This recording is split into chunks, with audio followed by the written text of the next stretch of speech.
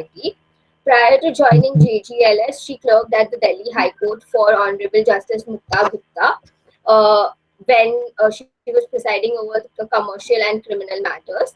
Hamsini's core research in areas include comparative constitutional law, the philosophy of art and aesthetics, and criminal law. During the session, she will be covering. It's going to start with the history of obscenity in India and how and why it was brought under the IPC by the British government. Thereafter, it will focus on its evolution throughout the years, where she will be discussing various judgments on this and the constitutional aspects that have come into picture. After that, we'll also look at the status quo on this, and also the laws relating to nudity and pornography. Lastly, she will be analyzing certain contemporary laws of obscenity and the reasoning behind them, and compare it with the age-old jurisprudential principles which we still use today. So now I request Hamsini to take over and start the session. At any given point, if anybody has any doubt, please feel free to put it in the chat box, and then we will take that up. And please make this an interactive session. If you have any doubts, please ask her. She's here to give you guys an insight about this. Thank you, and we can take over. Thank you so much, Aditi. That was such a nice introduction. It feels amazing to be back to college, and I really wish we continue doing this with the same amount of frequency, even when classes again, become physical and not just in virtual nature. So yeah, to begin with, I think it's very difficult for me to encapsulate the whole law on obscenity in India, under this 1 hour of lecture. And when I was talking about it to Debayan and even it's like, Aditi, do you mind muting your mic, please? Thank you. Yeah, sorry. No problem, yeah. So when I was discussing about this to Debayan and even discussing this with Debayan and now Sagri sir, I that's what I was trying to figure out how to go about it, because we don't know about the history and the trajectory of obscenity law in India, and it is something that is used very, very frequently, right? And especially your section 292 and 294 of IPC, read with your reasonable restrictions in your constitutional law under Article 19, Clause 2.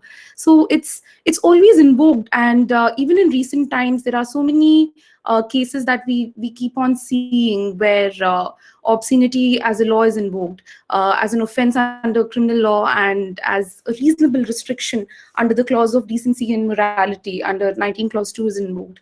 So it's very difficult to encapsulate everything under it. So my aim, I think, will be very simple today, to just acquaint you with the provisions, the basic provisions that are there under 292 and 294 of IPC. And let's look at two important judgments. All right, let's look at Ranjit Udeshi, which is a 1964 judgment, and Avik Sarkar, which is a 2014 judgment. Very important judgments, and in terms of both addressing the principles, the issues on constitutionality of this particular provision, and how the tests have changed over a period of time, right? From 1860 to 2014, how things have changed. So these are the things that we'll be looking at, and feel free to chip in, like use the chat box, and feel free to ask doubts. And I would actually enjoy if it is an interactive session, because for me, the biggest difficulty with this topic is to structure everything. I don't think I'll be able to structure everything in a proper manner. So it'll be nice if you can ask doubts and keep chipping in between and give your comments on it. So that'll be really, really great. All right. To begin with, yeah, this slide should do. Yes, thank you. So to begin with, well, I mean, the trigger words would be nudity, sex, and vulgarity, pornography, and all these. So if any of you find anything, is like bothering you, or it's uncomfortable in any manner, do let me know. We can figure out how to go about it, right? So especially, I mean, with chapters and topics dealing with obscenity and unnatural offenses, the so-called unnatural offenses under 377, or sexual offenses, I think it becomes even more important to understand how you are perceiving this and if you are okay with this or not. So do let me know. And yeah, to start with, we have a very nice quote in front of us over here by Justice Harlan. One man's vulgarity is another's lyric. So in a way, it does encapsulate the debate, right, on obscenity in India, the whole debate between individual autonomy versus public morality, right? The identity and self-expression of an individual pitted against the morals of the public. So what is public morality? Let's try to figure that out by the end of this lecture. But to begin with, if you can tell me what words pop into your head when you hear the word obscene. We don't have to look at it from a legal sense, just in general, like what are the different things that come to your head when you talk about something being obscene, or if or just the word obscenity? What are the visualizations or visual images that are created in your head, or what are the words that come to your head? You can use the chat box.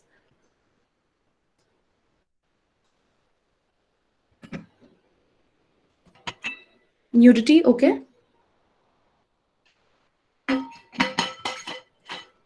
What else?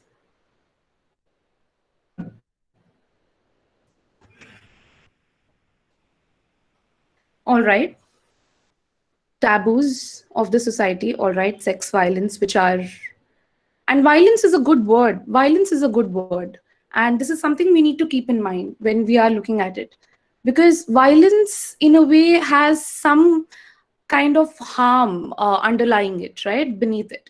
So, yeah, violence is an interesting word when you are trying to put it under the larger scheme of obscene materials. What else? Sex, nudity, something that is provoking, something that is making someone uncomfortable, right? Something that is offensive. Yes, something that is offensive, right? And if you look at it from these are the things that we're looking at from the perspective of an individual. When we're looking at it from the perspective of the state, the justifications the state gives is with respect to how it is for the welfare of the society. What is the welfare mechanism over here? So let's start this lecture with certain questions. And Divangi has a very interesting point, objectionable to certain sections of the society, right? So what do we mean by public morality over here? Is it popular morality, morality of the majority of the people?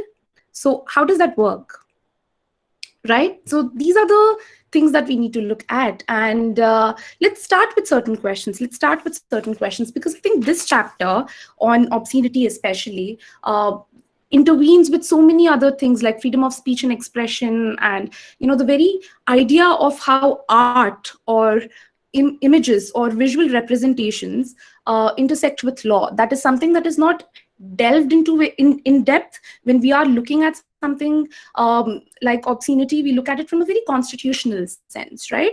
But it's also very important to see the jurisprudential understanding of how an image or how a visual representation actually intersects with law. What is the vivid imagery that is created in your mind? Unlike other offenses, when we're talking about obscenity, in fact, even other offenses like rape and murder, even they create a lot of vivid imagery in our head. So it's very interesting to see how criminal law and imagery and visual representations are a core of the whole they play a very important role when it comes to it, right? But especially when it comes to obscenity, we have paintings of M.F. Hussain, the whole controversy on the Bharat Mata being portrayed as nude, or we have so many other cases. If you can move on to the next slide, we have certain pictures put up from very, very recent incidents. One of them is Milan Soman running naked on a public beach in Goa. and with a caption saying "Happy Birthday to me." And the other one is Poonam Pandey's. This is a news clipping of Poonam Pandey where she and her husband were basically like, where a video of hers was recorded, which was condemned to be extremely objectionable. So now, in this backdrop, if you look at it, there are various other things that are being underlined over here, right? Not just what is deemed to be obscene, that is the main context over here is nudity, but even gender plays a very huge role. How the public reacted when Milind Soman was running nude on the beach, as opposed to how Poonam Pandey, when Poonam Pandey was shooting this so-called objectionable video, obscene video, right? So even gender has a very huge role to play. And Satish says breach of right to privacy when coincides with public law would be obscene, right? So this privacy public law debate is also extremely important. And I think it's a great point that you raised, Satish, and this is something we will be definitely dealing with by the end of this lecture. Okay, so there are multiple things, and these are the very recent cases. And if you can move on to the next slide. This is also a case that happened in November, and this is basically a public installation of a statue of this very famous feminist figure called Mary Wollstonecraft in London.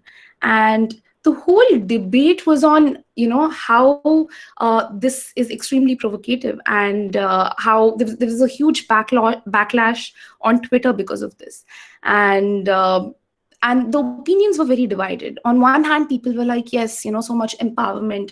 It's good that we are installing, statues of women as well. It's a part of this particular movement that is happening currently in the UK, where they are trying to install more statues of women because they feel like there are a lot of famous, men in the past whose statues are already in, put up there in the public. So it's important to also put up statues of famous women, right? So this was one of them. And the interesting point over here is that this happened after public consultation. A proper board was there which approved of this design by this artist called Maggie Hambling, who actually created the statue. Now, in this backdrop, there was a lot of public approval. On one hand, they thought that this was indeed empowering and it's a good move.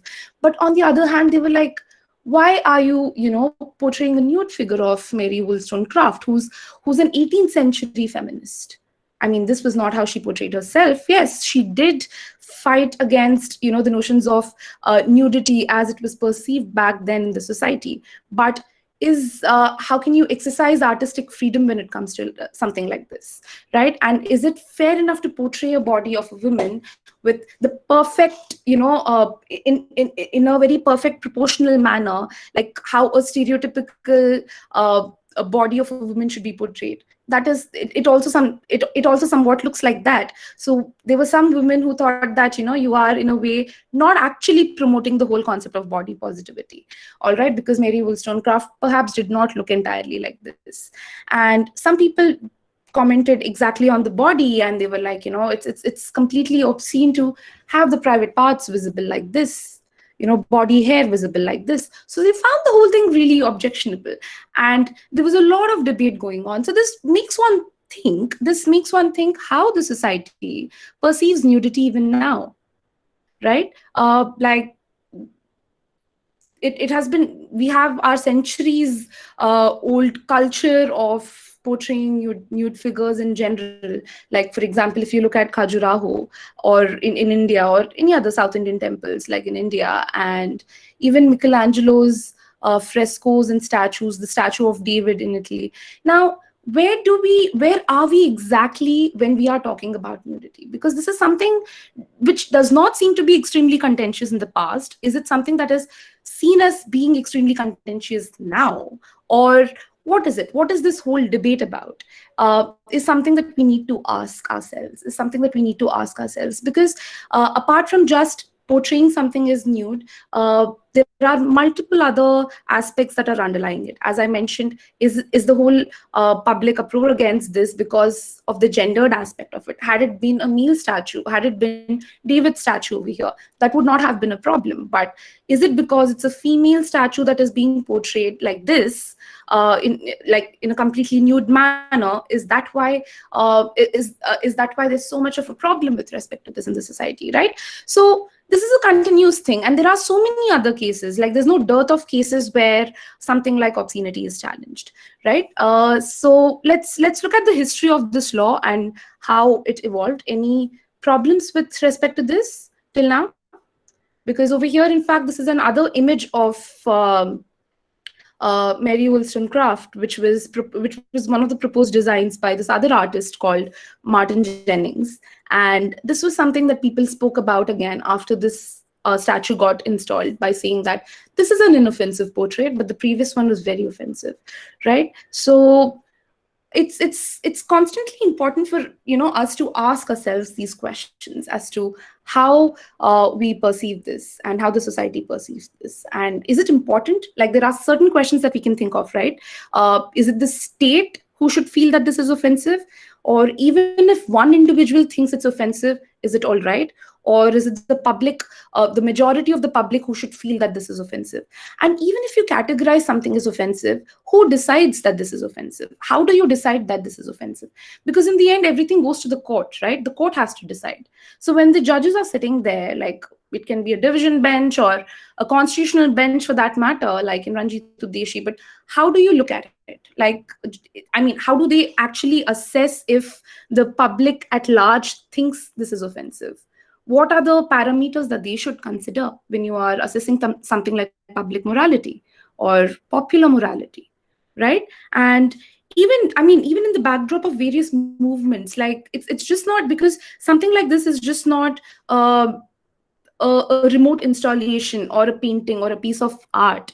It can also be something to assert your own identity or sexuality, like something like the free the nipple movement that took over Instagram and other social media, right? Where you are asserting your sexuality, your identity as a woman, or your identity as, with respect to any gender confirmation that you have.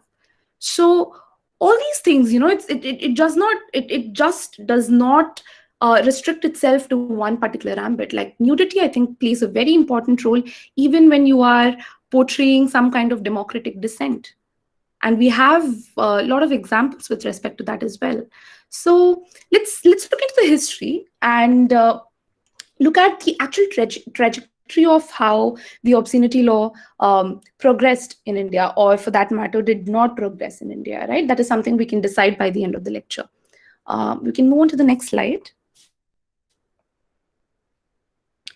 All right, so if we look at section 292 and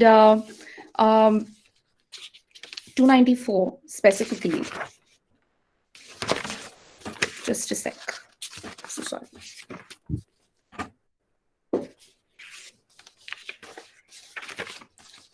So 292 specifically talks about your visual representations, okay? 292 specifically talks about your visual representations, like books and pamphlets and paintings and any other artwork or a figure or any kind of writing that you can see, that can be perceived, right, and read and presented before you. Okay, so it specifically talks about these visual representations, and the words that are used in 292 are something is deemed to be obscene. They actually do not define what obscenity is, but it says that these visual representations, like books or pamphlets or writings, etc., are deemed to be obscene if they are lascivious or appeal to the prurient interest of the society or have a tendency to deprave and corrupt the minds of the people, right? So there are three ingredients over here that we can actually identify. Firstly, that it has to be lascivious. Now, what is lascivious, or what do you mean by appealing to the prurient interests of the society, is not really defined, not really defined by the courts clearly or even the statute clearly, right? Just complex usage of words but not really having a good proper meaning with respect to it. Okay, and the third ingredient is something that is very important, and this is what the courts have constantly relied on. That is, that particular work must have a tendency to deprave and corrupt the person, the minds of the people, corrupt the minds of the people, or deprave it, or and corrupt the minds of the people. Now, what does this mean? This is also not defined. So there are a lot of problems with respect to 292. Firstly, they do not define what obscene is, but they say that these are the three categories by which you can deem something to be obscene. On top of that, mere consumption of obscene material, or buying of obscene material or making of obscene material is not a crime under 292. What is a crime under 292? 292 specifically says in its clause 2 that these particular visual representations, if they are used for the purpose of selling, distributing, circulating, or exhibiting, advertising, importing, exporting, all right, or you make some kind of profits through a business where you know, or you have a reason to believe that this particular work is being sold, and you know that the and you know that this is obscene and this is being sold, right?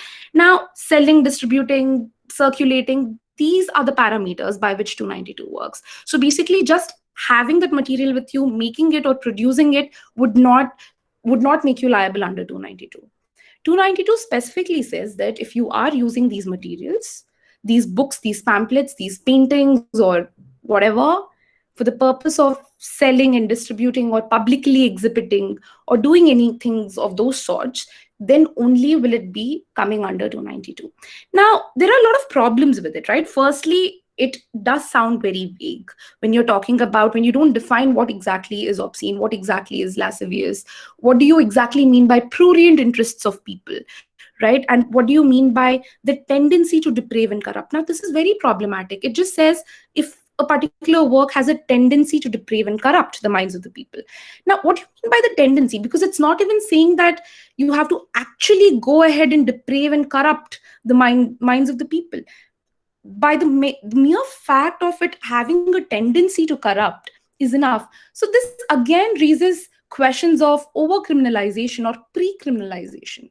Like, even before someone comes up and says that it actually did deprave my morals or my like understanding of decency, it did deprave my mind, even before someone can actually come and say that, the court can ban something by saying, listen, we don't know if it is actually going to corrupt some minds, or actually deprave or affect the morality of certain people, but we feel that there is a tendency for this particular work to do so. On the basis of that tendency, the book can be banned, the painting can be banned from circulation, right, from any kind of public exhibition.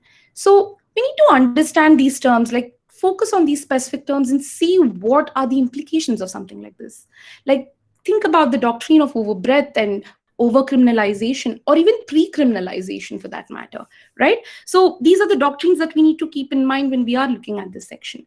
As opposed to 292, which talks about selling and circulating these things, 294 talks about obscene acts, all right? Like when you are annoying others in a public space through an obscene act, or through singing an obscene song or uttering obscene words. So 294 naturally has under its ambit the ingredient of annoying. Firstly, you have to annoy this other person or the people in the society, right? By virtue of doing an obscene act. Now, again, they don't go ahead and define what act would amount to an obscene act, or what kind of a song would amount to an obscene song. Okay, so, and of course, I mean, when they say it's a public space, but what do you mean by a public space again, right?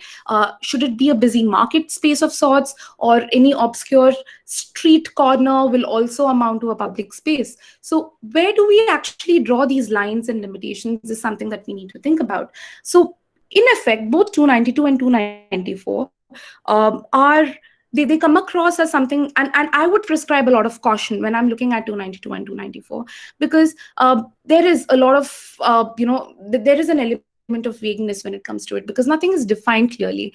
And through the cases, you'll see how various courts have looked at, they've just looked at it in a very subjective manner.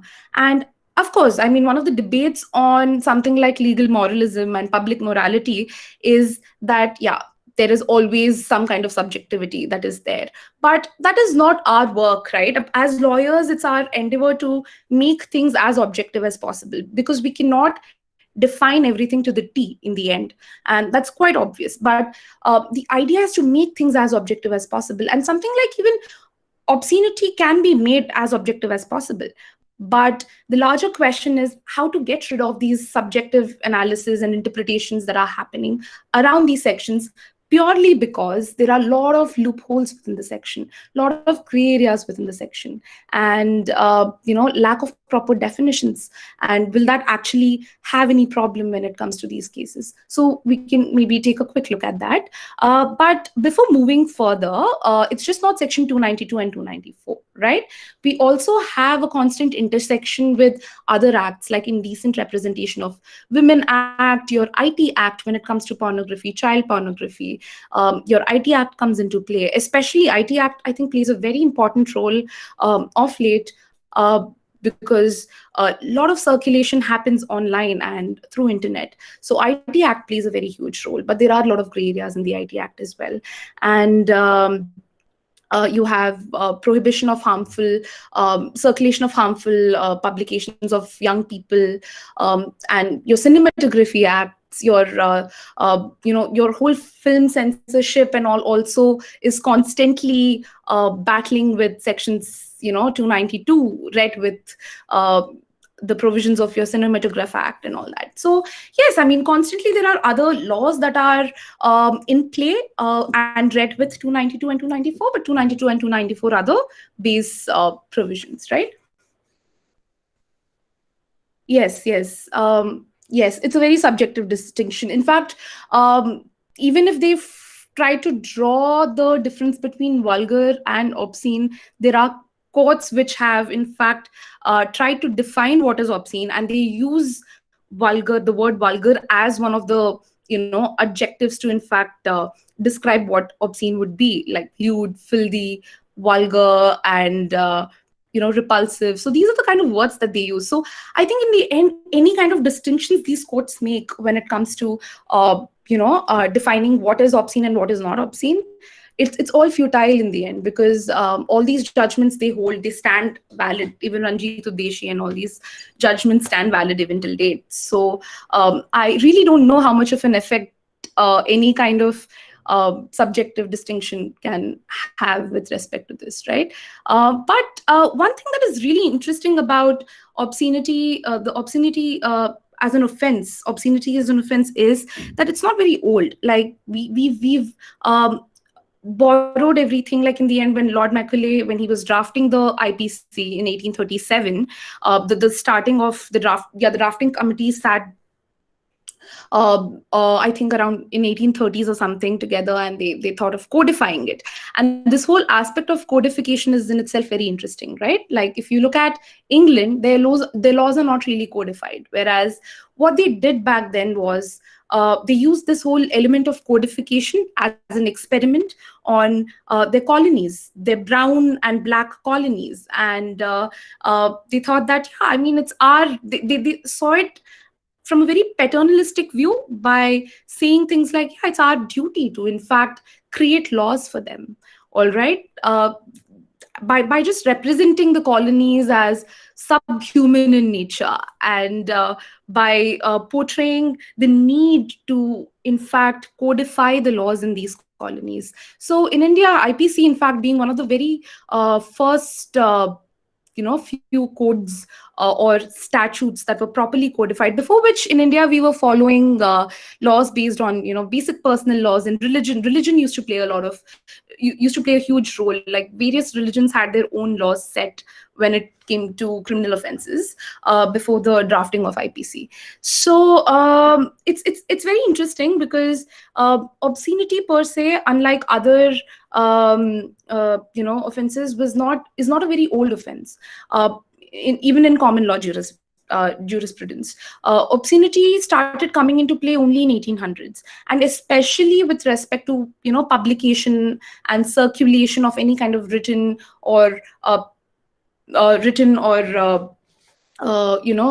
like a paint written material or any kind of painting or something of that sorts. So obscenity in itself was not seen as a very dangerous offense per se. If you look at something like criminal conspiracy or sedition, the roots are quite strong when it comes to these offenses, right? They thought that something like this it's very important for something like this to be there, and um, um, embedded in the law in order to protect the state, because people are also seen as a danger. When they start revolting, it can also endanger the state per se, or the very British Empire per se. So that's precisely why these sections like sedition and criminal conspiracy and all came in much later. But the point with obscenity, like the whole essence of obscenity, was even back in England, they never saw this as a problem. And in fact, in the old treatises by Russell and James Stephens and all, you'll not really see obscenity I mean, you'll really not see obscenity as a provision present or even talked about. It came in much later in both the countries. And in fact, in India, the reason why they came up with something like this was because the debate was happening in England, and they thought that, okay, I mean, it's important to even put it over here in this country. And moreover, it's important to cleanse our colonies. It's important to teach them how to behave and how not to behave. So these were the, so the whole idea of how this offense came into play was because of these reasons. And they never thought that this would be something that is extremely dangerous, right? Or threatening their own position in India per se. Okay, so this is the brief history of this section. And moreover, as we all know, the whole codification under 1860 law as IPC of 1860 happened mainly after the 1857 revolt, the Sepoy Mutiny in 1857, because till then they kept it on hold. They were still drafting and doing all those things. But what provoked them to bring in this law, bring in IPC as a whole in 1860 was the 1857 Sepoy Mutiny, and after which we had this. And obscenity as a provision was always there from the beginning, but it was not something that was contemplated before 1850s. Okay, so yes, and that's precisely why this particular era is called the Victorian era and Victorian morality. Like all these, I mean, obscenity per se, this section, it very nicely encapsulates the idea of Victorian morality. And even till date, we use, the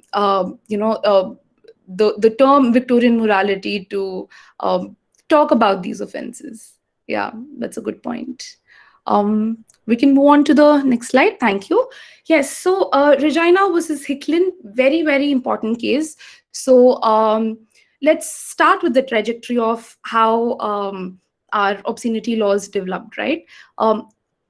This is the case which talks about the Hicklin test.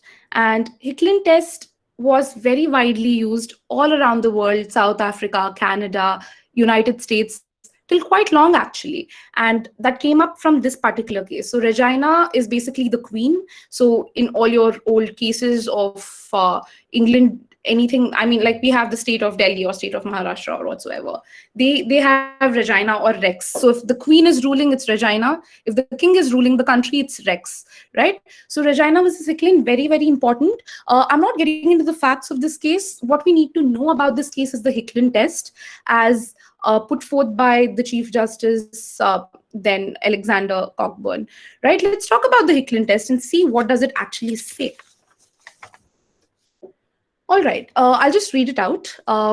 So this is one of the paras from the judgment, in which Justice Cockburn says this: I think the test of obscenity is this: whether the tendency of the matter charged as obscenity is to deprave and corrupt those whose minds are open to such immoral influences, and into whose hands a publication of this sort may fall.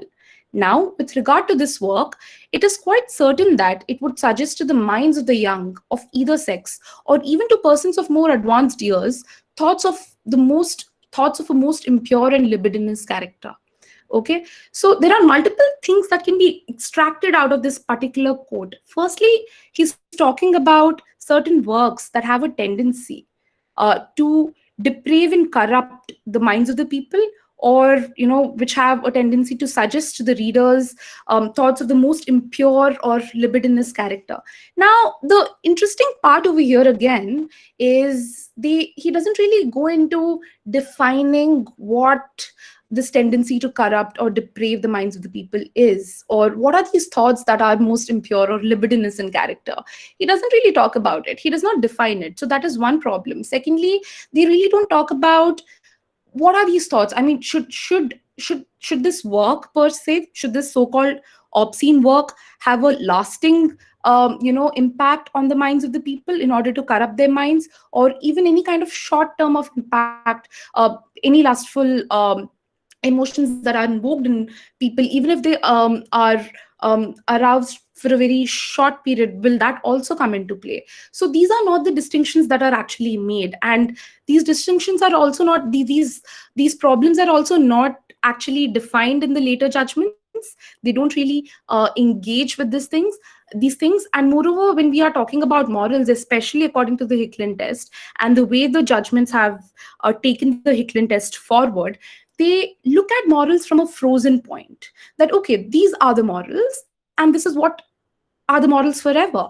So even in 2000, when you are applying the Hicklin test from 1860s, you look at the models from the viewpoint of what your age-old ancestors used to think, with respect to morality.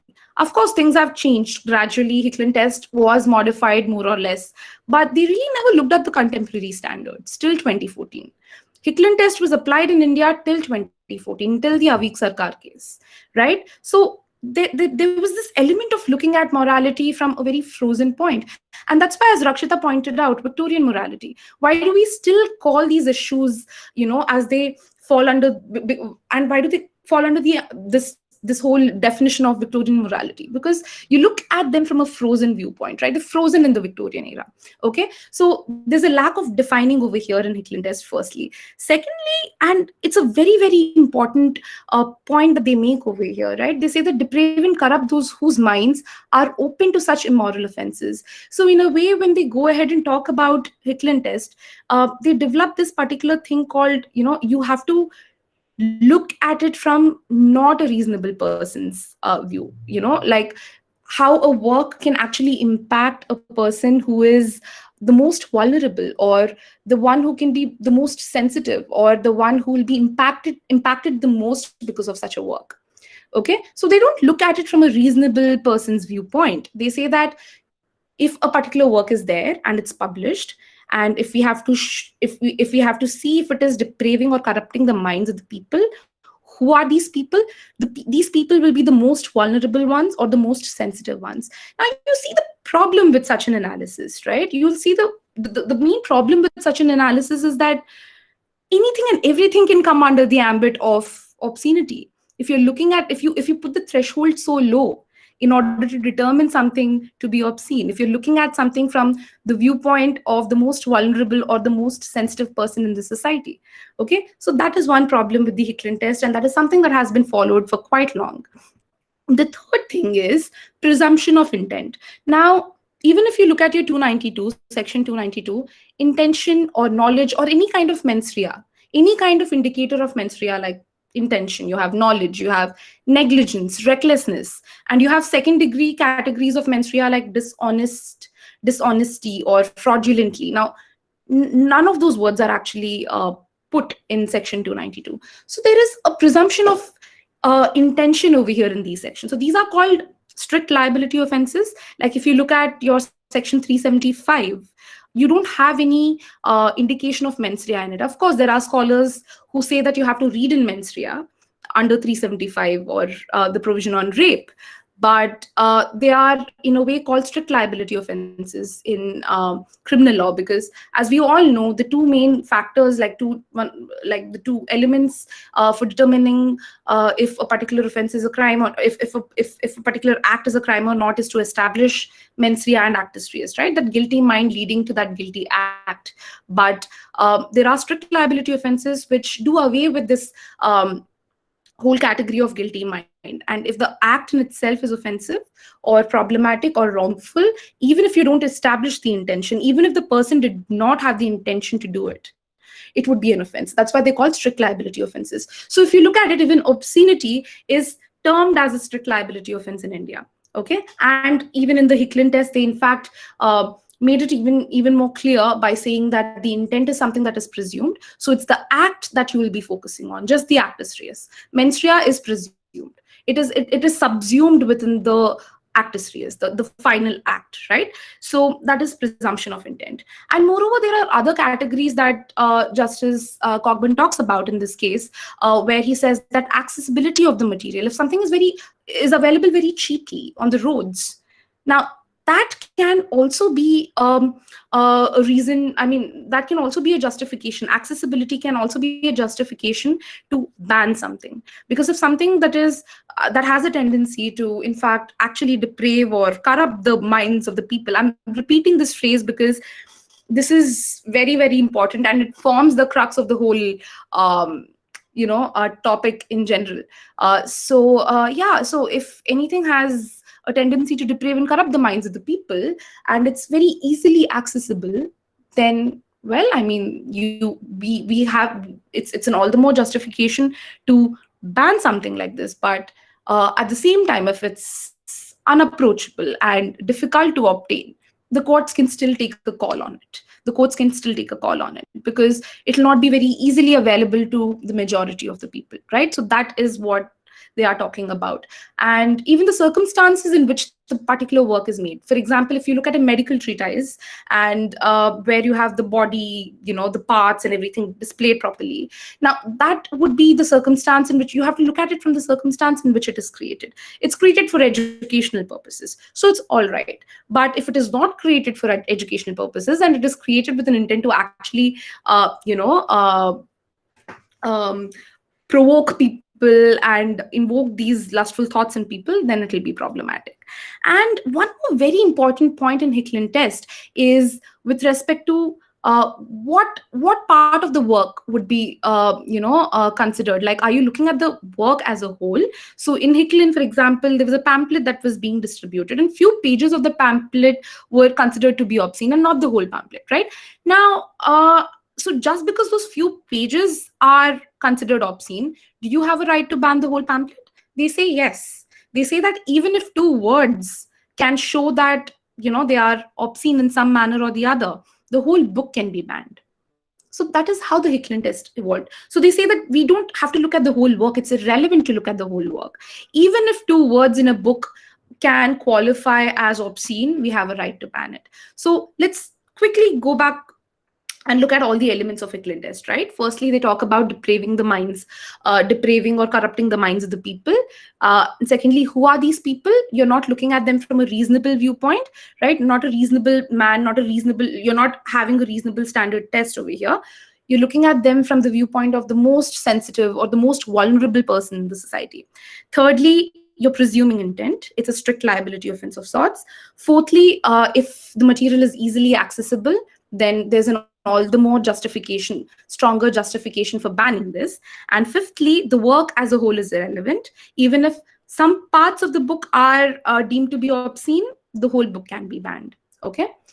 So this is the Hicklin test, and let's see how things have changed or how things got modified. Can we move on to the next slide? Thank you. So now, this is a very important judgment. Firstly, because, of course, Hicklin test has been used in many other cases, and it has been modified, a little bit in terms of context and in the context in which it is being used and all that. But this is one case where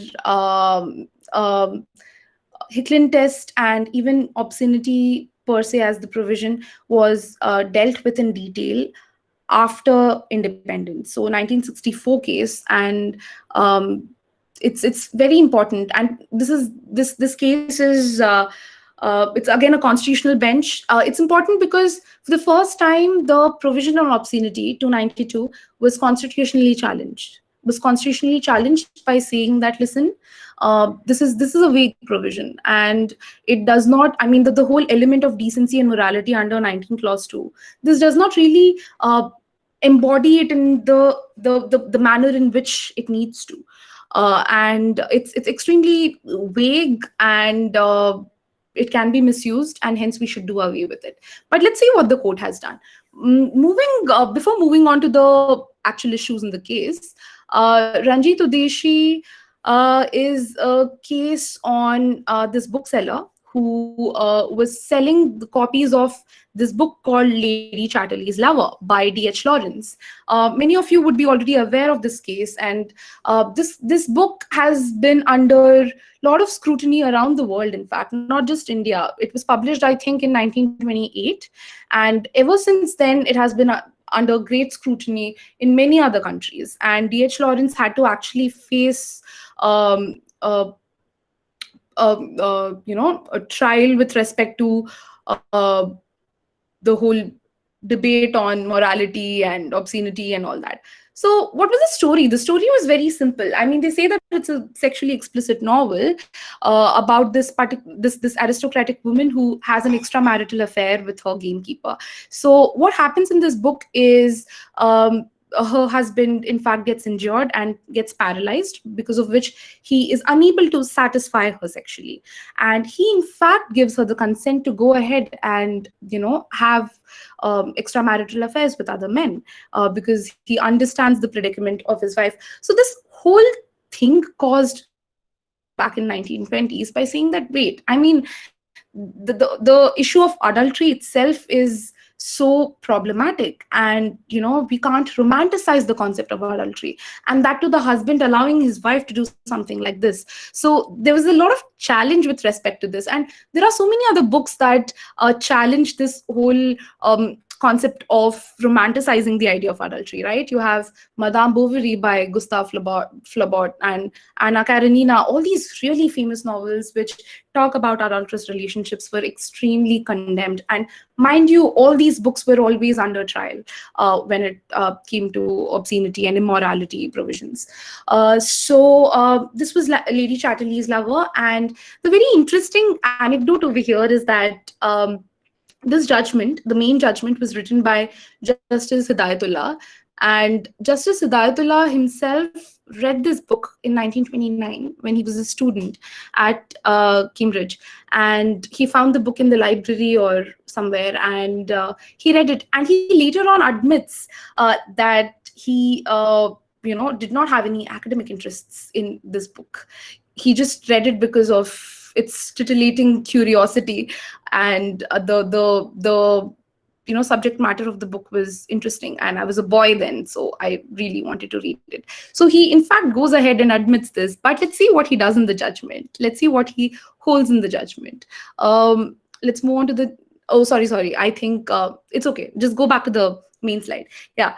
As I mentioned, the main provisions, the main contentions of the parties were firstly with respect to the constitutionality of the provision, and they also raise these issues of how it's not only vague, but it's also very unreasonable to expect every bookseller to read each and every book that he or she has or that he or she is selling, because in the end it's literally impossible to read all the books. Also, you need to keep in mind that a lot of booksellers might not just be literate, right, to understand what is written there or to understand the content.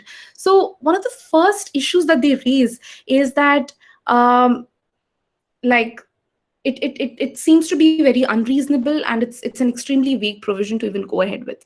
To which Justice Hidayatullah says, no, I mean, I really don't think so, and we need to have a provision like this, and very perfectly falls under the umbrella of decency and morality and reasonable restriction under 19 clause 2. And there is a need to in fact have a provision on obscenity, otherwise it will become very problematic. All right. And the second contention that they have is in fact very important and very interesting. Over here the council says that you need to read in mens rea, when you are looking at 292, because this person who was selling the books did not have the knowledge that what he was selling was actually obscene. So you should in fact read in this provision of mens rea, to which again the judge says that no, the section looks like a strict liability offense section. The words like intention, knowledge, negligence, recklessness are not mentioned anywhere in the section. So it does not, and we will perceive the law as it is. We're not going to like read into this. And that's why it will remain a strict liability offense, and we will be presuming intention. We will be presuming intention unless the other party comes and says that no, he or she was not guilty of doing something like this, because they actually did not have the knowledge. So the burden shifting is happening on the accused over here to prove, all right, and not the prosecution to prove. So that's a very interesting point that the court makes. Now, so they reiterate by saying that yes, I mean, it's a strict liability offense. And then thirdly, they say that these vivid, this whole book just has vivid depictions of sexual acts, and and there's nothing beyond it. There is no proper social message or something that the book is sending. So there is really no need to not like to have this book in circulation. So we might as well ban it. And in a way, we'll see how they've modified the Hicklin test. Like Justice Hidayatullah, in fact, goes ahead and says that, okay, we'll not base everything on sex and nudity. We have to look beyond that. Of course, we have to look beyond that. And just sex and nudity in itself is not enough to deprave and corrupt the minds of the people. We need more evidence to look into why a particular thing should be banned. Secondly, he says that the work need not be looked as a whole. So here they are trying to modify the actual Hicklin test by saying that even if there is only some part of the work that is obscene, it does not mean you can ban the whole book. The work need not be looked in a remote and isolated manner. We have to look at the work as a whole. All right. We have to see if there are obscene passages in the book, and if there are also non-obscene passages in the book, we should see how the balance is weighed, right? If there are more non-obscene passages, and the whole effect of obscene passages is not to induce these lustful thoughts in people, and the larger idea is very different, then well, I mean, we can still have the book. So that is one of the things that they do. And this is one of the things that they hold by saying that we have to look at the book as a whole. So just because two words might seem to be obscene in nature, we need not ban the whole book. So we see a shift, slight shift from the Hicklin test, right? And thirdly, they talk about this public good, this element of public good. Is this book sending a good social message, or is it for public good in general, right? If so, then we don't have to ban it. But what the courts hold in the end is, what the court holds in the end in this case is that, well, there's nothing really interesting, or beyond the very aspects of sexual acts which are portrayed in great, detail. So there's nothing beyond that. We're not gaining anything out of it. So that's why we don't have to therefore the whole ban is justified. And they also they stick to Hicklin test in totality by saying that the law actually has to protect those who cannot think for themselves, or who are the ones who are the most sensitive over here.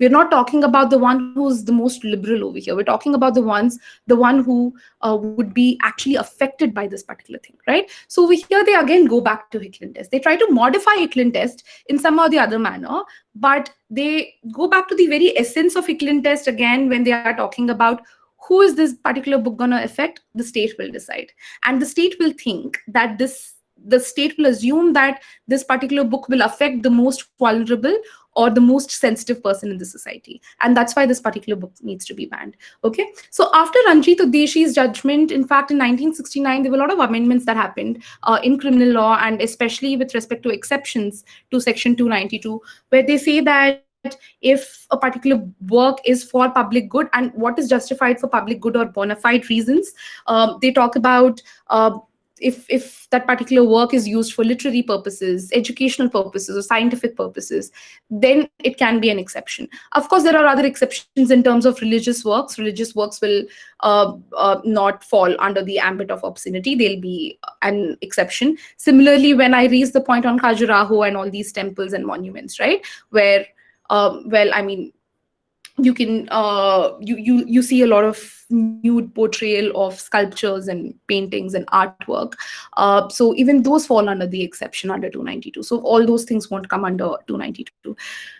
So yeah, I mean, it's interesting because this is a 1964 judgment, and in 1961 I think England lifted the ban on Lady Chatterley's lover. And it's very interesting how they did not even engage with that judgment. They did not even engage with that judgment. And Justice Hidayatullah, in fact, goes ahead and admits that, you know, yeah, I've read this. And then he also tells about how his other brother judges were extremely offended by the book, and they thought that this was completely, I mean, immoral and should not have been, you know, in circulation. And it's a 1964 judgment. They banned it in 1964. Till now, the ban has not been lifted. So it's interesting to think in this backdrop about books like, you know, 50 Shades of Grey and all these books which literally are not adding any social value, you know, if you were to see. And there are just very clear and detailed depiction of sexual acts of all sorts. So where do we, you know, keep these and think about these when we are looking at something like Ranjit Udeshi, in the backdrop of Ranjit Udeshi, considering the ban has actually not been lifted till now, right? So this is something to think about. So this is again a judgment. In, like, to summarize it, they said that, you know, you can't really constitutionally challenge it. It's a valid section. And secondly, they say that it's something like Lady Chatterley's lover is obscene, and it has the tendency to corrupt and deprave the minds of the people. And as the state, we have to decide, and we have to take this paternalistic role and decide and see that how this will actually affect the people. Okay, now we move on to the last judgment. This is Avik Sarkar versus State of West Bengal. Again, a Supreme Court judgment, a 2014 judgment. And meanwhile, again, you know, because the Hicklin test got modified a bit, and because Justice Hidayatullah, in fact, said that just mere nudity or any kind of sex is not enough to, like, you know, evoke those baser instincts in people. So a lot of judgments developed on that concept, and there are really good judgments in between, like Samresh Babu and this other judgment called Khushbu versus, forgetting the name. But yeah, there are a lot of other judgments which have developed over that concept, but they did still stick to the essence of Hicklin test. And Avik Sarkar is a very famous case, and most of you would already know about this case. But let's have a quick understanding of the facts of the case, and let's critique, in fact, the judgment, because this comes across as a very good judgment. This actually comes across as a very good judgment because overall it shifts from the Hicklin test, and it introduces this new test called the community standards test, the contemporary community standards test. Okay, we'll look at what it is. And it also in fact, like, talks about how you need to look at the context and message that a particular artwork or a particular piece of work is depicting. And in that backdrop, they make a lot of changes. But are they good is what we need to think about, right? So in Avik Sarkar, as you all know, Avik Sarkar, like, you would know the name Avik Sarkar from the Press Trust of India, and he was the erstwhile chief editor-in-chief for Anand Bazar Patrika, where this particular poster was posted. And this was a worldwide Stern, the magazine Stern, which was in world which is circulated worldwide, had this particular picture of Boris Becker and Barbara Feltis. Okay, Boris Becker, the famous tennis player. Barbara Feltis is his fiance, and she's also an actress. And this particular picture is a semi-nude picture of both of them, and he's covering her breasts basically with his hand. So one of the headlines for this particular magazine was this: posing nude, dropping out of tournaments, battling racism in Germany. Boris Becker explains his recent approach to life. So basically this photo shoot happened because they wanted to talk about their relationship. They wanted to highlight that I'm a black person, he's a white person, and we wanted to be open about this relationship, and that something like this can happen, and how Boris Becker in fact fought against the whole concept of apartheid and all that stuff. So this is quite a famous incident. And all the more important, one more fact which the court highlights in this case is that the photograph was clicked by Barbara's father, who is a photographer. So this is the backdrop of the case, and they talk about this.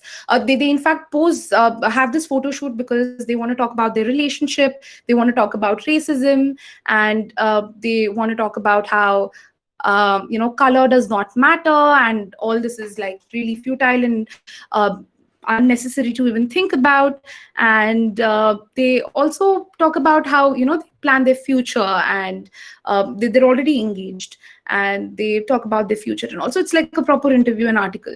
And Sports World magazine in India, it also takes the exact poster and puts it right, and the exact photograph, and it gets circulated. Now one of the main contentions by and in fact it's an advocate in West Bengal who files a complaint and says that, listen, this is a problematic thing, you can't circulate something like this. And the reasons he gives are very interesting. He says, firstly, this has the capacity to destroy the dignity and honor of our womanhood, and portraying a woman in the semi-nude format is really problematic, and you can't have something like this at the first place being circulated. And he says that I can vouch for it, I can vouch for myself and the rest of the society that something like this can actually corrupt the minds of the people, and this is extremely indecent and immoral, and we can't have something like this circulate in our society. And he further goes ahead and brings in Section 4 of Indecent Representation of Women Act, read with 292, and says that, yeah, I mean, in the end, it would something like this would encourage people to commit sexual offenses, right? These are the arguments that are raised by the complainant. And it's interesting how the court looks into it. The court talks about two major things. Firstly, it says that we need to look at the context and the message that is being portrayed in this particular work. It can be any kind of publication or anything, but what we need to look at is the larger context and the message that is being portrayed. And they say that over here it's a case of love. It's a case of love irrespective of what your race is, and it's a case on fight against apartheid. It's a case about both the fiancés posing together, and the father of the actress clicking the picture. So it's completely all right. And they see the larger context, and they talk about many other cases. They talk about cases like Bobby International versus Ompal Singh, which is a case on Phulan Devi, the movie Bandit Queen, and where they say that you have to look at any portrayal of nudity in the context in which it is portrayed, over there. When you're talking about in the Phulan Devi case, in the movie Bandit Queen, if you are showing any amount of nudity in that movie, the context was that she was tortured sexually, right? And that's what made her Phulan Devi in the end. So the context seems fine. I mean, it's sending a social image. It's sending a social image. So that is what you need to look at. And one more point that they make is with respect to shifting from the Hicklin test to the contemporary community standards test. As we already talked about how Hicklin test rests in the frozen Victorian morals, right? Like the morality hasn't changed from then till now. But when you're talking about contemporary community standards, you are looking at society from the view of the society being in a constant change, in a constant state of change, in a constant state of flux, because things change, ideas change, people change, right? So that's why you need to look at the contemporary standards and not the frozen Victorian standards, right? So you have to look at the contemporary modern standards. And there are other cases also that reflect this understanding of contemporary moral standards, like Chandrakant Kalyan Das's case and all. But the point is, in this case, they actually very overtly say that we should not follow the Hicklin test, and we should look at cases pertaining to obscenity from the viewpoint of contemporary community standards. So can we move on to the next slide? Yeah, right. So the two main things is, of course, we've seen that, we've departed from the Hicklin test and we've established the community standards test in Amik Sarkar.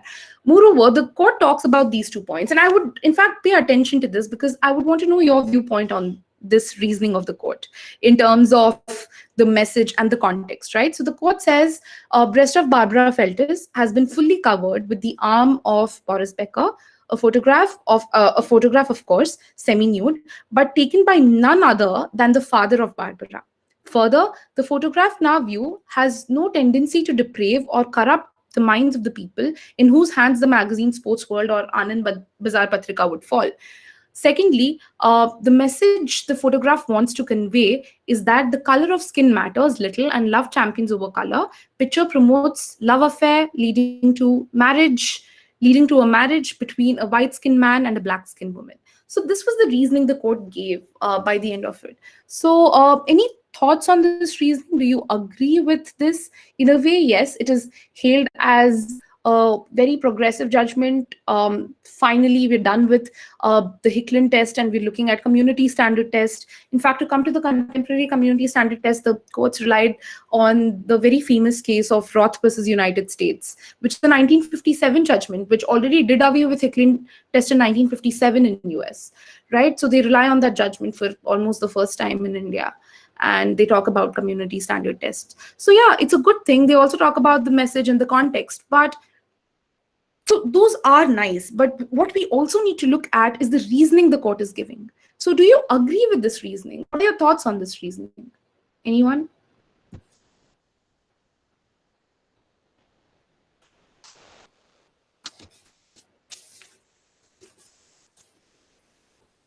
Any thoughts? Do you agree with this reasoning? Do you think it's good?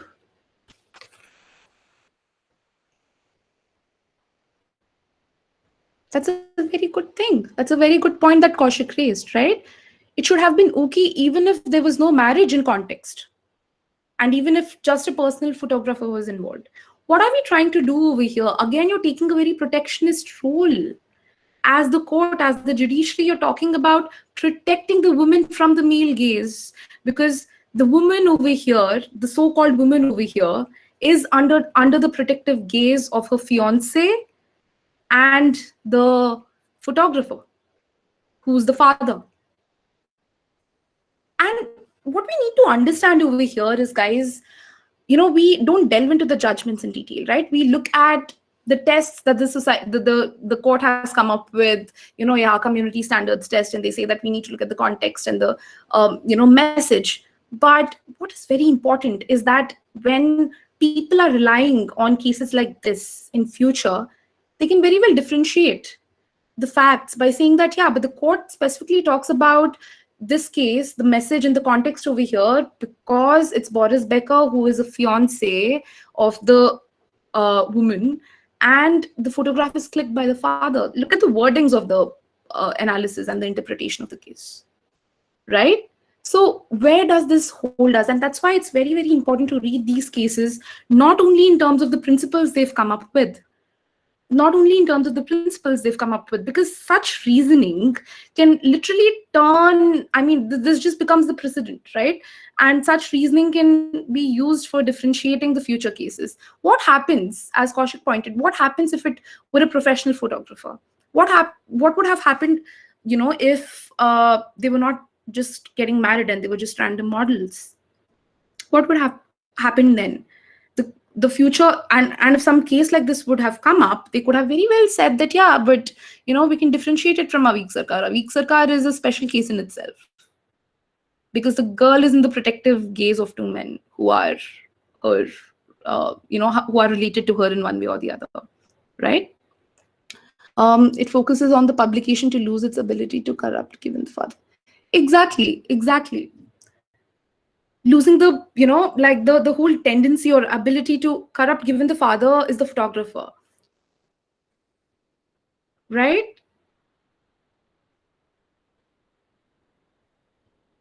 And yeah, the difference of race.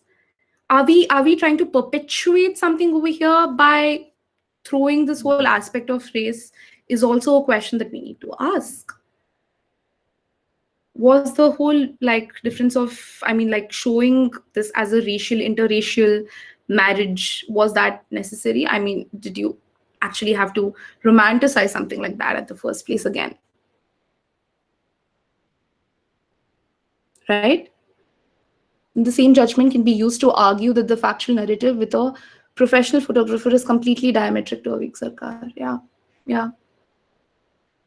So that's why I think the reasoning, I mean, where does a weak sarkar leave us? We also have another case. I'm forgetting the whole name of the case, Felix's case. It's a 2016 case where I think an actress was breastfeeding her baby, and that photo was on the magazine cover. And again, I mean, that case relies on a weak sarkar, right? By saying that it's okay, because why? The whole notion of motherhood is seen as something that is sacred in our society. So it's completely all right. People should not feel ashamed to even look at something like that, because yeah, I mean, it's so pure. It's the whole idea of motherhood, which derives sanctity of sorts. Matrimony, like marriage as an institution, derives sanctity of sorts. Okay, so it's and that's why, I mean, the reason why I'm pointing this out to you is because when you're looking at something from the from by enabling the principle of the message or the context in which something is being said, you need to be very, very sure of what the justification is.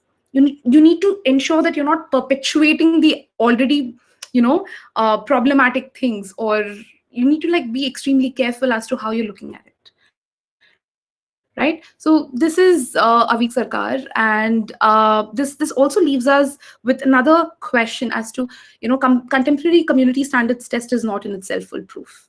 It again falls back on the aspect, on the whole concept of public morality, which usually translates into popular morality, right? So where are we when it comes to all this? And in fact, in Ranjit Udeshi, Justice Hidayatullah differentiates between obscenity and pornography, and says that obscenity is it's larger in context, right? It's larger in its ambit, because just a mere tendency of something to corrupt or deprave the minds of the people is enough. But when you're looking at pornography, there is a strict intention, there's a proper intention of sorts to actually deprave and corrupt the minds of the people, or to evoke lustful thoughts in the people, right? To appeal to the prurient interests of the people. So that is the distinction they make. They say that pornography is a graver form of obscenity because the intention is short, whereas in obscenity that is not the case, because it's just the mere tendency to something to provoke someone is enough for that to like attract the liability under obscenity. So yeah, and where does this leave us with something like pornography and nudity in general? Because all this while we've been, acquainting ourselves with one or the other form of nudity in form of a social message or something else. But we've been like seeing that how nudity forms a very very huge role when it comes to obscenity, how sex forms a very huge role when it comes to obscenity, right? And yeah, so when we're talking about public morality, where does it take us? So quickly in 5 minutes, I'll wrap up. I'll in fact like talk about this Lord Devlin Hart and Walk-in debate, and I think it's very important because when you are looking at principles, when you're looking at uh, you know provisions like this, or any, for that matter, any provision in your IPC, like look at it from the viewpoint of a drafter, okay, and a reader, and see if this particular provision should be criminalized or not. And this whole debate and the whole jurisprudence on criminalization itself is very rich. And there are so many aspects to it. Why should a particular act be an offense? And why should the state punish it? Okay, why do we look at it as an offense against the state? Unlike a civil offense where it's against an individual, right? Why are we looking at it as an offense against the state? So these are the questions. One of them is, yeah, I mean, it's harming the society in general. Like, even if it's a private act, it is harming the society. Even if murder is a private act, I go kill someone, right? It's between the two of us. How is it harming the society? It's I'll be a potential danger to the society, right? So there is a need to have some kind of deterrence, some kind of principles of deterrence put in place, and that's why you have these laws, so that they can act as, they have some value in terms of deterring people from committing these crimes, so that they are scared that yes, this would attract criminal penal provisions and we would be punished, we might be put in the prison. So that's why we need to look at this with like a lot of in order to like make sure that we are scared to even go ahead and do that act. But how far does something like deterrence even work? That's a larger question to answer. But let's talk about John Stuart Mill's harm principle before we move on to the Devlin debate. John Stuart Mill's harm principle is very simple. It just says it just says this, that is this particular act gonna harm the public at large? If it's not gonna harm the public at large, then it should not be a harm. I mean, then it should not be an offense. Okay, so that is one of the categories. And in fact, this principle is used a lot when it comes to your debates on adultery, why it should be decriminalized, or homosexuality, right? How is it affecting the public at large? Now, how is it affecting the public at large is a very deep question in itself, right? It can just make someone uncomfortable, it can just make someone it can just be repulsive for someone. So how do you assess those things? So John Stuart Mill's debate was further developed by scholars like Andrew Ashworth and all, by saying that we can't look at any kind of harm, that harm should be accompanied by a public wrong. It should be accompanied by a public wrong. And only if it satisfies that test, then can you make a particular thing an offense. Now, of course, public wrong does not mean that it is causing harm to all of the public. But even if that particular act has the tendency to create some kind of concern in the public, like something like domestic violence might happen within the four walls, but it does not mean that it does not concern the society at large, right? It is a concern. It is a concern for the society to change the mindset of the people, to ensure that something like this should not happen.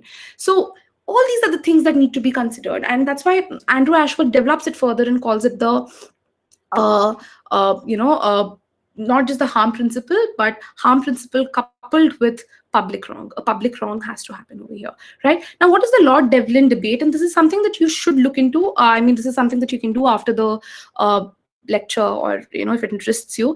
Lord Devlin, after the Wolfenden Committee report in 1960s in the UK, where they say that homosexuality shouldn't be a problem if it's done. I mean, if any homosexual act is conducted in privacy, in a private sphere, right, in private realms, that does not concern the society at large, as simple as that, and law should not intervene. When this is the whole private public debate debate that Satish was talking about, right? Something that is private does not concern the, law, because especially when it comes to moral standards and all that, when you're talking about morality, right? If something is done in private, then it shouldn't be concerning the law. And he, in fact, after this Grilfindon Committee report, Lord Devlin goes ahead and makes 2 points. He says that the society has an inherent right to save its own existence from any kind of threat. All right. And secondly, he says that society also has a right to preserve its morals from any kind of changes, rapid changes that are being made. Okay. And this was extremely criticized. And HLA Hart, in fact, picked up on the second point. And he says that, wait, firstly, define what the society is and who constitutes the society. And if you're talking about the people belonging to different backgrounds, then it's constantly in a state of flux. It's constantly changing. So you can't freeze the morals. You can't say that you can preserve the morals forever. So this whole argument that the state makes usually with respect to preserving the morals falls flat, because you can't preserve the morals, right? Like, because the society is constantly changing, and the morals constantly change, the ideas constantly change, the debates constantly change, and you need to be receptive to this. Now, Ronald Dworkin, he goes a step further and says that, okay, I'm not going to define as to how it should be portrayed or what should happen, but I'll just lay down 4 points. Okay, he says that we need to look at it from the viewpoint of, say, we need to keep these indicators in our head. Firstly, is it just a matter of taste or choice? If you say something like, say, homosexuality, makes me sick. Okay, if I make such a blatant statement, now that can be just my personal opinion. Now that can't be made the law. That can't be made the law, right? You can't make a law just on the basis of, or when you are judging what the public morals are, you can't judge or assess what the public morality is just because majority of the people say this as a matter of taste. Oh, this is so repulsive that I can't. I mean, you need to get deeper into it. Secondly, it can be just a matter of prejudice, right? It can be just a matter of prejudice when you are talking about, just a sec, let me yeah, so if you just say something like, homosexual men aren't real men. Now, if you make a statement like this, that just stems from mere prejudice. So where does that fall? And that is not enough to, again, assess the morality of majority of the public. And thirdly, a lot of people, and especially the majority of the public, can try to rationalize something like this by quoting incorrect facts, by saying that, say, homosexual men are physically weaker, and that's why this is something that needs to be condemned. Okay, now that is rationalizing on the basis of incorrect facts, and these are something that are floating, right, very, very prominently in the society. And these are the, in fact, I mean, we wouldn't be really surprised, even if you look at your judgments like Nas and Suresh Kumar Kaushal and all, especially, like the kind of justification they give for something like this is appalling, and that's what you need to look at. And the fourth test that he lays down is when people are parroting something. We have a tendency to parrot something just because people in the past have been saying that. For example, people say something like, everybody knows homosexuality is immoral, right? Now, without, again, a very proper justification. So all this, it can be a matter of choice, it can be based on rationalizing incorrect facts, or you're just parroting what everybody is parroting, and it can be just a matter of prejudice. And what he says is, when you're looking at moral conviction, you can't rationalize something like public morality on the basis of such loose parameters, and we need to look deeper into it. Of course, he does not lay down what these what is a proper way of going about it. But yeah, and he points out these things, and that we need to scrutinize each and every section from these parameters. Okay, so this is one thing. And in fact, that's when Gautam Bhatia, in fact, in his book, talks about the difference between welfare paternalism and moral paternalism. And on the garb of welfare paternalism, the court tries to justify these things and says, yeah, I mean, it's completely all right, we're doing it for the welfare of the society. But moral paternalism is very different from welfare paternalism, right? In welfare paternalism, you're talking about the welfare of the society, but here you're talking about actually ruling the morals and what should be moral and what should not be moral. So these are the things that we need to keep in mind. And in fact, looking at something from the and what, in fact, Canadian Supreme Court has done was something interesting when it came to figuring out what can be, like, especially in terms of pornography, what should be banned and what should not be banned. What they say is, if something is degrading and dehumanizing, that is when you can go ahead and ban it, right? Because even in pornography, what is the legitimate reason to ban something like that, right? So if something is degrading and dehumanizing, so the whole Catherine McKinnon and Andrea Dworkin debate is on how pornography is problematic because it shows women as submissive, and that's why it's a problem. And that, well, is a debatable discussion to have, of course, but that is where it is coming from. I'm saying that this argument stems from there, right? If something is degrading and dehumanizing, then it can still have a legitimate reason to ban it. But apart from that, just on the basis of how do you look at public morals is a very contentious thing, and we need to keep these parameters that Dworkin in fact highlights while assessing if something is immoral or not, and figure out how to go about this, right? So yeah, these are the basic points that I wanted to cover. And any doubts or anything to add on to it, feel free to switch on your mic and comment or add. I think Kaushik is asking one question in the chat box. If you could respond. Okay. um Yeah, so Kaushik says, what happens when a porn movie has a social message in the end? Now, okay, so when we are talking about pornography, one thing that we need to keep in mind is this, that the laws are gray. The laws are extremely, unsettled when it comes to this. And usually when we're talking about pornography or any kind of circulation of such material, it's not just acting in the movie or consuming the movie or viewing the movie. Okay, so those things don't make us liable for any offense under your ID Act or IPC. But if you're circulating something that is indecent or immoral, then you can. Now again, so that comes to this question of what is indecent and immoral, right? Now, with respect to pornography, like child pornography is strictly banned under 67B of IT Act. And any kind of circulation or any kind of consumption, in fact even consumption of child pornography, is an offense in itself. Whereas when it comes to normal pornography, since you don't have any laws with respect to it, it still relies and rests on notifications by the government when they think that, yes, I mean, you need to ban these particular websites and all that. So since there is no clear law with respect to this, there are always ways to tweak in when you're looking at something like pornography. So if you're looking at a pornographic movie, and if you feel that it is, again, I mean, like, you need to meet the parameters of that not being obscene and immoral, and it's not purely there for the intention of arousing uh, sexual what do you say, prurient interests of the people. If that's the case, no. But if a particular movie is made in the form of a documentary in order to again fall under the exceptions that are there in 292 for educating people or for scientific value or literature, or it has some value in terms of literature or something like that, an educational value or scientific value, then it is permissible. Otherwise, I would, I would not say, I mean, it would still not pass through your 292, the basic test that is laid by 292, irrespective of the lack of clarity in IT Act. So it would not technically be permissible, given the effect on the victims of obscene acts. That's a very interesting question. But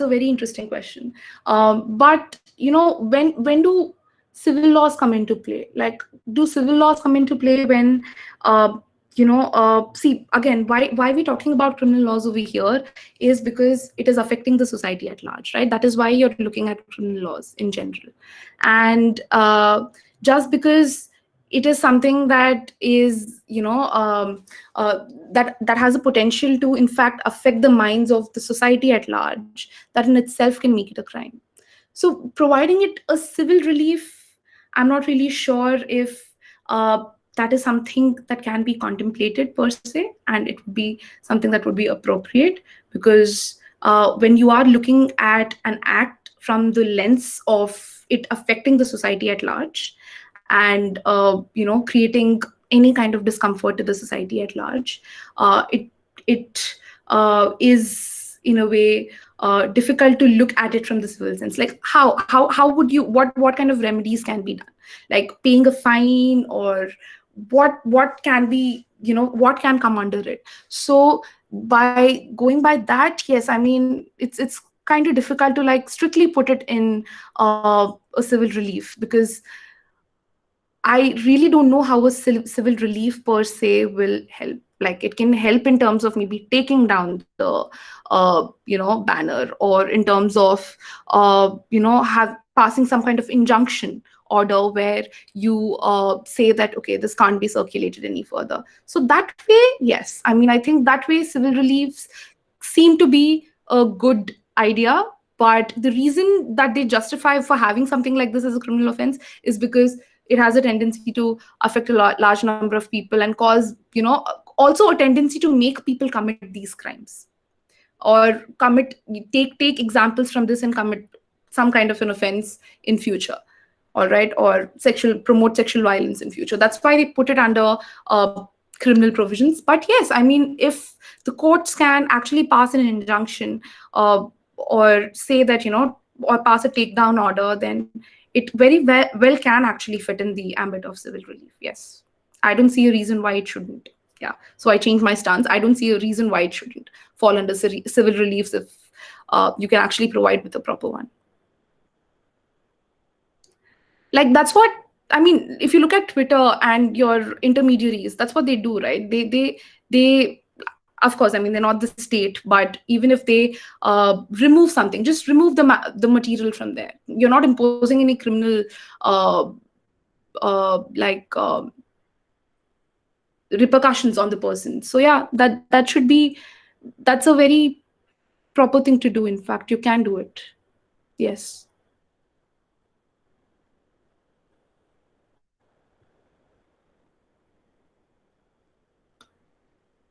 Or any other questions? Any other Guys, if you question? have any questions, please unmute yourself and you can ask it to, or even if you want to add something, you can add that.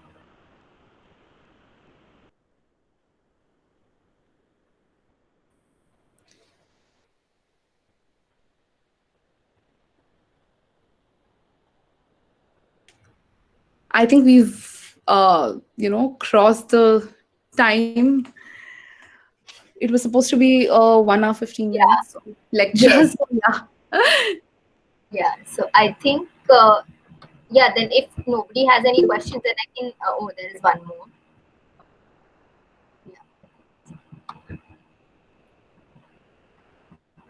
Do you think there are enough convictions in the day-to-day social media online sphere of obscenity related depictions as much as um, in major things which are publicized? Well, I'm not really sure of the quantitative facts when it comes to this, but of late, if you look at stuff like, say, I feel it's difficult to keep a track on all this, because it's a very good question. Something like these body positivity pages on Instagram, and where you actually portray a lot of nude and semi-nude pictures and paintings and all that, they really don't always fall under the scrutiny, right? Because when you are looking at obscenity laws, and when we're talking about cases like Avid Sarkar and all, these are something to deal with the larger things, like the pamphlets that are there in the public, that are just being circulated, or the posters or the magazines.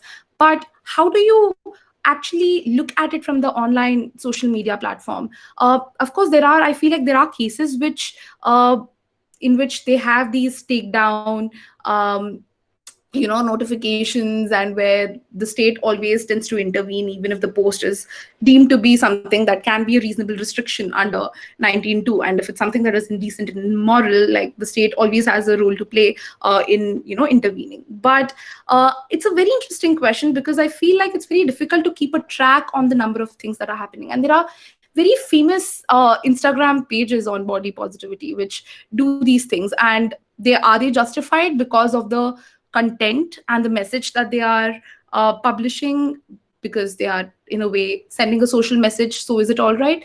Yeah, I mean, I haven't seen any problem or issues that are being raised because of on the basis of that. But if a problem or an issue is raised on the basis of that, yes, I mean, it can totally be raised just because by abiding by these strict principles that are there in 292. But otherwise, I don't know how other social media platforms, or even for that matter pages, are regulated, which are semi pornographic in nature, or which are spams. Yeah, like you have so many spam pawns through cookies and ads, and even for that matter, like you tend to get a lot of messages on your other social media platforms. So yes, those things happen. So if you complain, and of course they are something that are regulated, but I don't know how much, because I know of a friend who did definitely, she did go and file a complaint with respect to getting the spam content from one of the senders. So that was something that was taken into account. But when I'm trying to think of a case where the state is actually intervening and trying to do something like this, well, it's very difficult to keep a track on everything that is happening. But yes, I mean, I feel like it's difficult to keep a track on social media platform. That's why it's lesser in nature. But yeah, that is something that is definitely a question that we should ask ourselves in terms of how the intervention of the state might just vary depending on the platform it is in, especially in the online platform. I have a question. So this is with respect to movies and television shows and all of that. So you might be aware of the recent Suitable Boy, and how the kissing scene was. There was a complaint filed for obscenity on the screen. So in these cases, and it's increasing. If you see, there were a lot of movies before that also which were said that it was obscene. So in this case, do you think that the freedom of the filmmakers and the constant need of them being aware and conscious about what they are portraying, and does this harm their creativity? And now that, given the pandemic and all, it's half of our movies and all of that are moving online, like online with either they're partnering with either Prime Video or Netflix. Do you think then Yeah. these their freedom is restricted, and they're always in the, like, how does it affect the creativity? And do you think there's any Yeah. solution for that with respect to this? See, I mean, of course, it's you cannot do that. I mean, it of course does affect your artistic freedom, but what we also need to look at is this whole concept of prior restraint, right? You don't have prior restraint in terms of your print media, where the state can't really regulate what is there. And that was the case with OTT platforms as well. Now there's a separate debate as to how INB ministry will be looking at this as well, and all that. So if something comes up under uh, the ambit of the censorship board, like, which is again, I mean, constitutionally it was upheld as a body that can actually censor and in fact establish something called the prior restraint on something, right? Now when that's the case, of course, it's always a debate. There's always a debate between 19.2 and 19.1, and that will always happen. So even with respect to OTT platforms, if the whole censorship moves on to the state to decide if something can be portrayed or not, then it'll really be problematic. But and then there's a separate debate as to whether that particular thing needs to be restrained or not. So that will always be there. So the challenge would be to show how it's not a reasonable restriction, right? And of course, you're right. I mean, that would be problematic. But otherwise, even if there is even if it does not fall under the ambit of prior restraint, then any kind of involvement will again, like any kind of intervention by the state would again evoke the same issue of the whole individual autonomy versus the public morality debate, and you'll have to go and show and prove that this is completely all right according to the contemporary community standards, like especially what has happened to the suitable boy, or even, I mean, the whole debate on how other things are being portrayed. Like recently, even in Kerala, I think there was a wedding photo shoot, and they Yes, had yes, it happens on Instagram. yeah, they had Yeah. pictures online, and uh, people like body shamed, and they were like, this is equivalent to pornographic content, and how can you do something like this? Are you trying to like attract public attention? And even in that case, it's very interesting to see how it was the woman who was being attacked more than the man, and like a lot of body shaming and all that was happening, and how she specifically was told to like act in pornographic movies and all that stuff, and because it's so immoral in nature. So yes, OTT platforms, well, I mean, like, until the prior restraint thing happens, it's always this will all this will fall under the debate of 19.1 and 19.1a and 19.2. So nothing stops us from removing it, or scrutinizing it further, right? So I yeah. think Neha has a question in the chat box. Yeah. Obscenity laws apply differently to female and other bodies than male bodies. This sets back the equal rights movement and enables suppression, especially with community standards test. Where do we go from here, and what would be the solution? It's a very, very good question, Neha. And in fact, just because of this, right? And this is in fact the problem with community standards test, right? Even if it is contemporary in nature, and even if it looks at the current moral standards, always the moral standards of the women or people belonging to other genders are scrutinized even more as compared to the male uh, the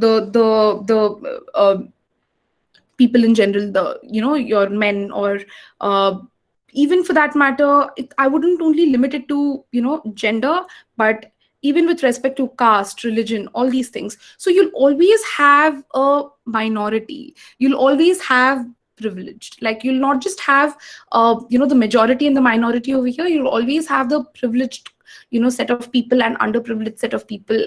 And that's why it's problematic, right? Because your whole public morality test gets translated into popular morality, and it will always leave out a section of people.